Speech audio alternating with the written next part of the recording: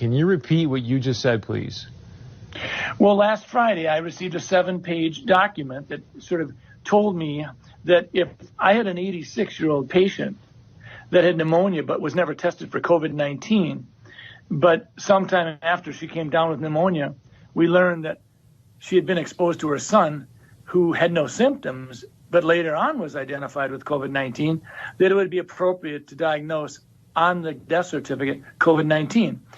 Now, we've not done that. If someone has the pneumonia after and it's in the middle of a flu epidemic, and I don't have a test on influenza, I don't diagnose influenza on the death certificate. I will say this elderly patient died of pneumonia.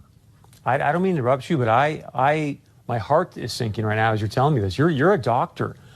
Why in the world would they be sending you out information to fill out death certificates, whether the person's been diagnosed with COVID-19 or not, but then to say in the death certificate this person's death was caused by COVID-19? That does not sound right to me.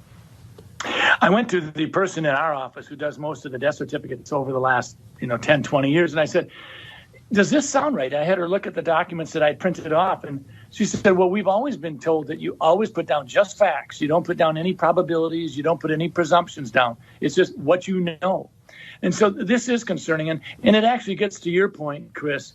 When we start talking about the data that goes into the modeling, we have to ask ourselves a question. Are we being forthright? Are we sharing with the public? Minnesota, North Dakota, we don't need to be having it sugar-coated. We want to know what's going into your modeling. So with that being said, why would they want to skew the number of deaths due to COVID-19? Well, fear is a great way to control people, and I worry about that. I worry that sometimes we're so darn interested in just jazzing up the fear factor